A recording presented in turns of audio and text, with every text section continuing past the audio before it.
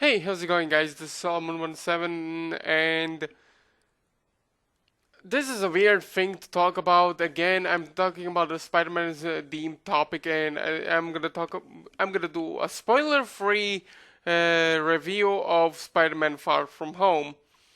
The last time I did a spoiler-free video for Spider-Man Homecoming, and the video did fine, I guess, but like I said, my channel is not the biggest, but whatever, I don't care. But unfortunately, it's hard to talk about these MCU movies without, triggering the MCU fanboys or whatever. And I saw Far From Home on theaters because, I'm a big Spider Man fan. I want to see anything that is Spider Man related.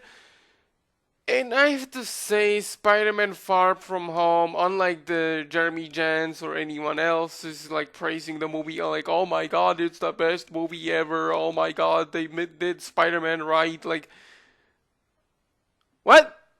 Like, seriously, what? Like, I really hate this trope, and people think this is the definitive Spider-Man without the existence of Uncle Ben. Yeah, apparently in the Farmer Home, I was expecting to see see a picture or some kind of emotional moment where after Endgame, Tony Stark died, and in the movie, Spider-Man could have just grieved, like, oh my god, I couldn't save, like a father figure to Tony Stark, like I couldn't save Uncle Ben. He could have mentioned that, like, maybe have had Spider-Man say the line, "Great power comes with great power comes great responsibility," but they don't do that. Basically, Uncle Ben doesn't exist, and Tony Stark is basically a replacement for it, for Uncle Ben. And I'm gonna address the elephant in the room. In Homecoming, I forgot to mention another thing I don't really didn't like about the MCU Spider-Man, and especially how one of the characters is portrayed in Homecoming, and it's Aunt May. Now, I think in one of the videos I said why I didn't like the character, but in the movies, Aunt May is like depicted as this sex object. She's basically, oh my god, she's hot. I'm in love with this kid. I'm in love with, like, nothing wrong with the actress. I know the actress is like really good looking or something, but it's not Aunt May for me. It doesn't feel like Aunt May. The good portrayal of live action Spider-Man movies of Aunt May is definitely Aunt May from the Sam Raimi trilogy. And some people say, but not all aunts are old, defenseless or whatever. Like, but that's the point of Spider-Man's character. After Uncle Ben died, Peter has this big responsibility to take care of Aunt May, earn money from Daily Bugle to pay the bills because she lost her husband. She doesn't have any other family members to that could take care of her, and Spider-Man wants to take care of her. That wants to feel her. Wants to make her feel safe, and that's the importance of the character. Gonna drink some Pepsi so I don't get dehydrated again because doing videos like this is really hard.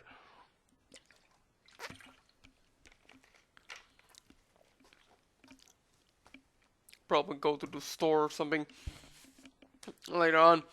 But with the Aunt May's portrayal, I really don't like how the MC portrays Aunt May. Basically, now Happy, the guy who's like Iron Man's assistant or something, like a good friend of Tony Stark, and now he's like going on dates, basically, hanging out with Aunt May, and it feels really wrong. Like, Uncle Ben is like really important to Aunt May. She doesn't like, oh my god. Like in Spectacular Spider-Man, there was a hospital scene where Aunt May got a heart attack and she was sent to the hospital.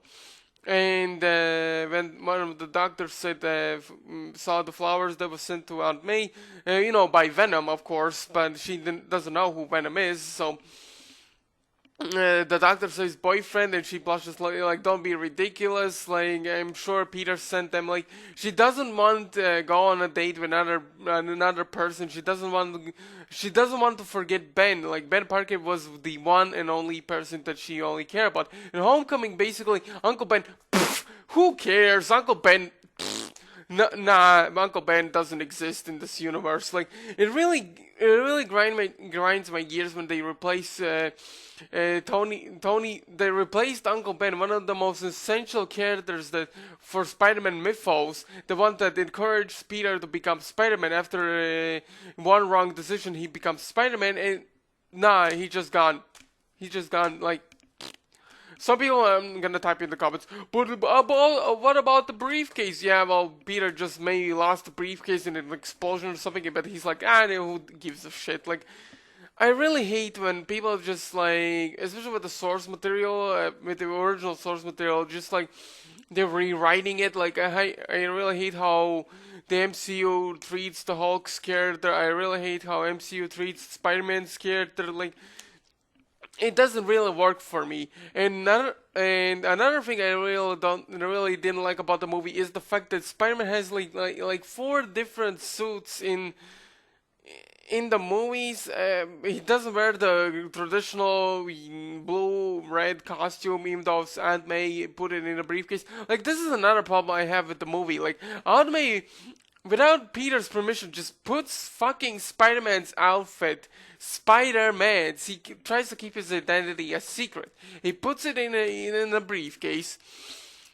And when he's at the airport, the woman tries to check her bag because Peter's bag, briefcase, and because the dog smells something that isn't allowed to put in on the airport. She opens the briefcase, and Aunt May just like I think she like did that like, oh my god, I love my nephew. You forgot the suit. Like, Peter wants to go on this vacation without saving the world. He just wants to have fun. He wants to feel like a kid again. Like I understand, I understand the situation. He's like 15 years old, but for fuck's sake, like, you don't just put a superhero, a person's identical other personality, identical identity crisis kind of deal in the briefcase. And when the people see the Spider-Man's outfit, like, and Peter doesn't even in the movie doesn't call Aunt May and doesn't just like go becomes angry with her. Like, I'm trying to keep this my life as a secret. Why don't you understand? I want to live a normal life. Europe doesn't need Spider-Man. Like, Spider-Man is a friendly neighborhood Spider-Man. He's called that for a reason. He only saves He only does stuff in Queens and occasionally in New York. Like, he's a New York's iconic superhero. You don't just like. Yeah, some people are gonna argue with the fact that he went into space, but they were fighting Thanos, and like Spider-Man wanted to help out Stark and stuff like that, but he then dies, then he comes back to life. Like, and speaking of Endgame, basically in Endgame, all the characters, Black Widow, Steven Rogers, Tony Stark are just gone, just gone. And in the first 5-10 minutes, they just put "I Love You" music in this and just treat it like a joke. Like, they kind of like the idea that they call it the blip, where people disappeared that just died, but there's no emotional or kind of conflict about the fact that, oh my god, we lost people, 5 years have passed. When people came back, they're like, oh my god, some people are getting older, how are we supposed to deal with that? Like, there was a scene in the movie where the guy in the the school's news report or whatever, and says like, now I figure out that my younger brother's like 5 years older than me. How am I supposed to deal with that? But the girl Betty Brandt, why de-age the character, I do not understand. It says, whatever, we're gonna talk about something more important or something like that. Like, there's no emotional weight. Like, in Endgame and Ant-Man, a lot of people thought Ant-Man, Peter Quill has passed away. 5 years have passed, and when Peter Quill checks his house, like, basically everything is like deserted. Like, holy shit! Like, it really is an eerie situation.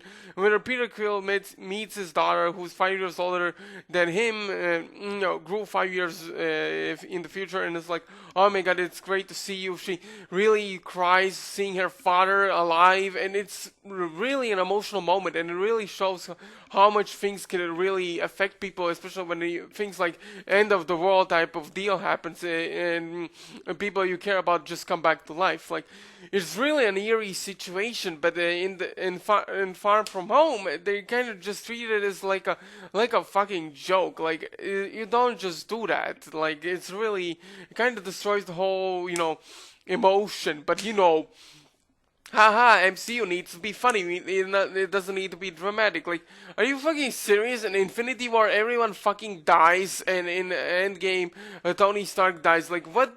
What the fuck are you talking about? That Marvel doesn't need to be dramatic. Like, this is why I really hate the fact that with my previous video when I said I lost faith in Disney, they basically Disney refuses to have a grieving father who lost his 40-year-old child to carve in Spider-Man, like the Spider-Man's character, his symbol or something into the 40-year-old's child's gravestone, because the child was a really big fan of Spider-Man. But this is like, yeah, fuck you, we're not gonna do that. Like, they're saying we don't want Spider-Man, one of the most iconic superheroes, to be associated with death. Like, Spider-Man is like the definition of death. Like, you have Tony Stark die in Endgame, for fuck's sake. You don't just say, oh my god, we don't have Spider-Man, who's like a child-friendly, quote-unquote child-friendly character, even though he never was. Like, there are some villains that are not really child-friendly, like Carnage, for example, is a very sociopathic and really disturbing character. Even the Joker from DC Comics is really not too fond of Carnage. Like, Carnage just wants to kill, and I mean kill everything, like babies, people, families, whatever. His only instinct is to kill, and the fact that you're saying, oh my god, Spider-Man is not supposed to be associated with death, yeah, go fuck yourself, Disney. Another problem I have, like I mentioned before, the four different suits. The suits, Spider-Man uses like Stark technology to make a new suit, but it doesn't feel like a new suit. It's basically like a color swap between blue and black with the freaking blue colors, and he just swapped the fucking colors and the symbol on his back. There's nothing different about the suit. He could have just easily wore the original suit, the classic red and blue suit, but nah, it's a good suit. They're basically making these suits just to sell toys, and that is it. There's no fucking difference with these suits. Basically, there's the only difference that is different is the Iron Spider suit, but you know what I mean. But the only thing different about the Iron Spider suit is the fact that Spider-Man has these like robot claws. Yet in the fucking comics, the Iron Spider suit can fly, has a repulsor technology, like repulsor weapons, electric webbing, magnetic fielding, whatever. Like, it is much cooler than the fucking, oh my god, this is the same fucking suit, but only adding like robot legs. Like I feel like people are just forgetting that Spider-Man has superpowers, and in the near end of the movie, basically Spider-Man has run out of webs. Like, are you fucking serious? Spider-Man has like web cartridges with him all the time. Like, what do you fucking mean? Like, oh my god, Spider-Man doesn't have webs, he can do anything. Like, in the Sam Raimi movie, it is understandable because his webs are organic. That's why he couldn't, in Spider-Man 2, he couldn't shoot webs because, he doesn't understand what he wants in life. He wants to give up being Spider-Man. He wants to have a life of his own. That's why he spiders and the Spider-Web doesn't work all the time. He doesn't have web cartridges, and it understands why it is frustrating why he can't shoot webs, but he still tries to do his best. In Spider-Man Far From Home, he does that, but it feels kind of stupid that this is Spider-Man from the fucking comics. You don't just say, oh my god, I had run out of webs. Oh shit, I forgot, I have like these web cartridges to change my webbing. Like, it's kind of like having a single gun, and it's like giving a police officer a single gun, like single pistol with 17 rounds, but with no extra fucking slots like ammo stuff, and it's like, shit, I ran out of bullets. My terrorists or something have like AK-47s or something like that. I have this measly pistol, but I don't have extra ammo with me. Like, yeah, it's kind of stupid. And the final battle, oh my god.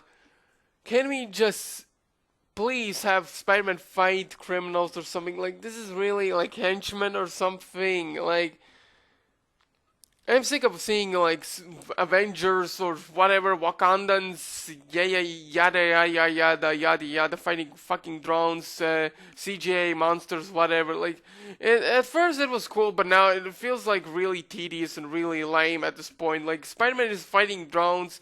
We have a new villain called Mysterio. I would have a lot of people were hyped up, but even I would have been would have been glad if they did Mysterio right in the fucking film. But they were like, but you know why Mysterio became villain? Because Tony Stark is a fucking asshole. Like that's why Tony Stark just ruined our lives. Like there's no personal connection with the fucking Peter and Spider-Man anymore. It's now just Tony Stark is an asshole. The Avengers suck. Everything is about the Avengers, not the fucking single superhero. And like for fuck's sake, in the Spider-Man the animated series, Quentin Beck became Mysterio because Spider-Man ruined his acting career, and that's why he's going after Spider-Man. That's why he goes after J. Jonah Jameson, people who ruined his life. That's why he's after him. Spider-Man tries to fight him up. Because Spider-Man is Mysterio is a Spider-Man villain, not fucking Tony Stark villain. If you want to make a Tony Stark villain, then make a Tony Stark villain. But Tony Stark is gone. Then what is the point of having a Mysterio? Spider-Man villains, one of the most things I like about Spider-Man villains is the fact that they have like this strong or big connection between Peter Parker or Spider-Man. That's what makes Spider-Man villains so interesting and really memorable. But with the MCU, it's just like Tony Stark ruined everything. Avengers ruined everything. Everyone ruined everything. Like, are you fucking serious? Focus on the single character. Focus on Spider-Man. And don't get me started on this Tony Stark bullshit. Tony Stark gives him like one last wish, like a last gift after his passing, and he gave him like these Stark glasses to make him look like Tony Stark. And Spider-Man has these like AI advanced glasses that Tony Stark gives Peter Parker, 15 or 16-year-old child, killer AI advanced drones.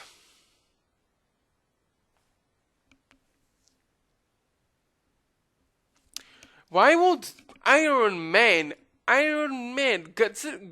considering being like the greatest hero ever, blah blah blah, he saved the entire planet while sacrificing himself.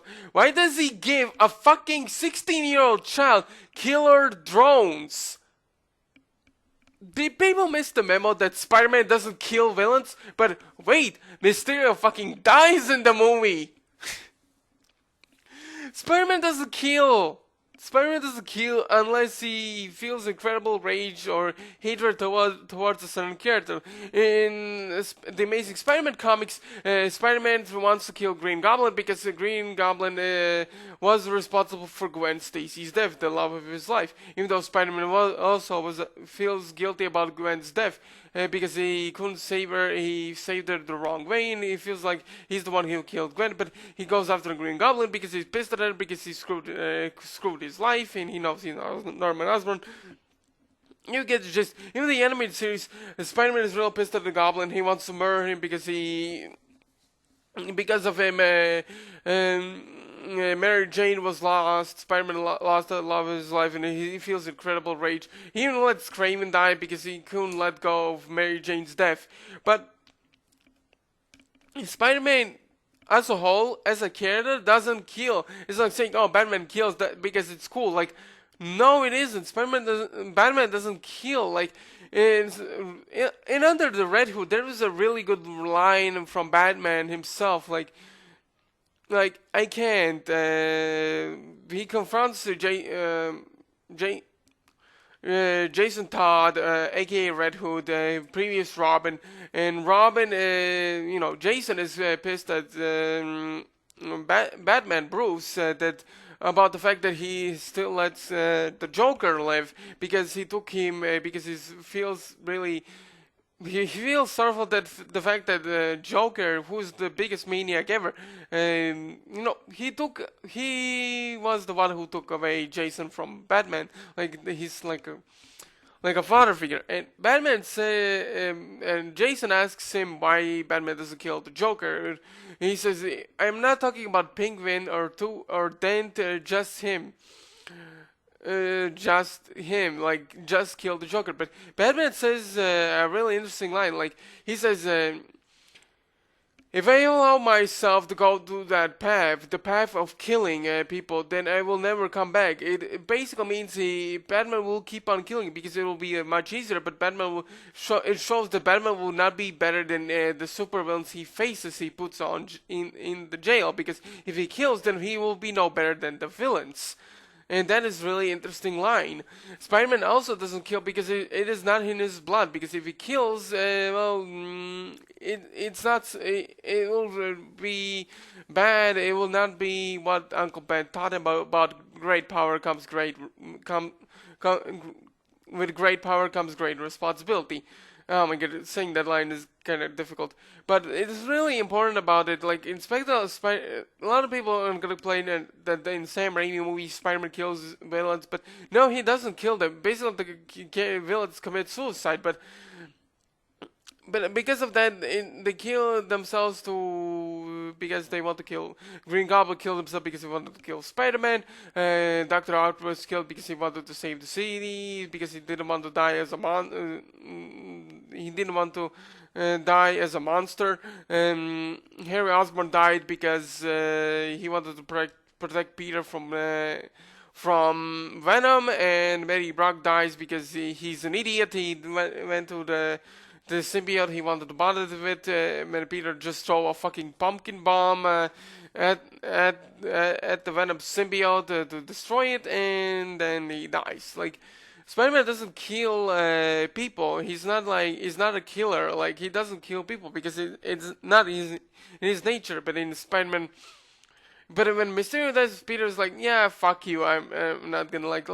My biggest also issue is the fact how they call Spider-Man's making it a joke, like Spider Peter Tingle. Like, I really hate when they make Spider-Man as a joke character. A lot of people say Spider-Man jokes a lot. That's in his character as well. But Spider-Man, there are even times when Spider-Man can't take things seriously. He doesn't have to take.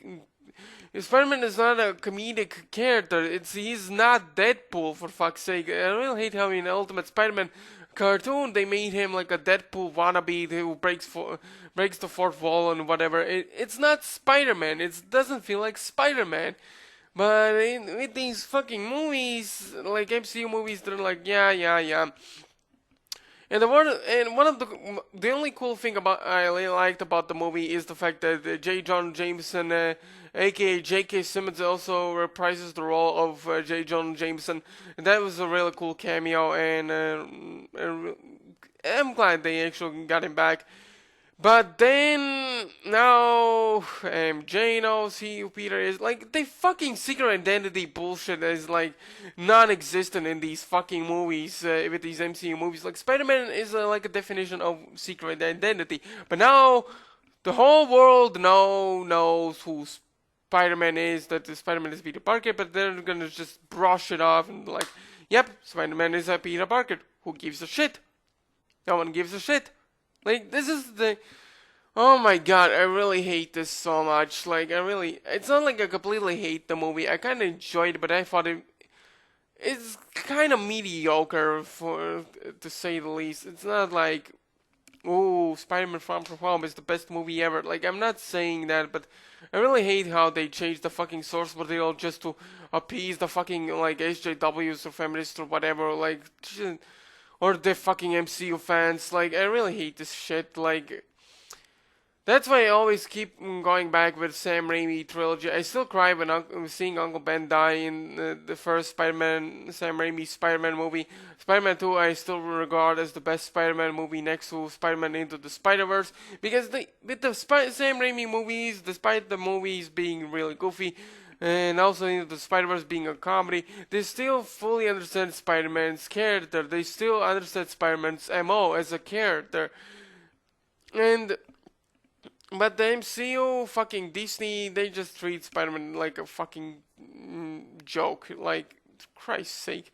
I'm not gonna talk about the Amazing Spider-Man movies because I kind of liked the Amazing Spider-Man 1, but Amazing Spider-Man 2, the movie was, oh my god, that movie was fucking bad. Honestly, I will call Spider-Man.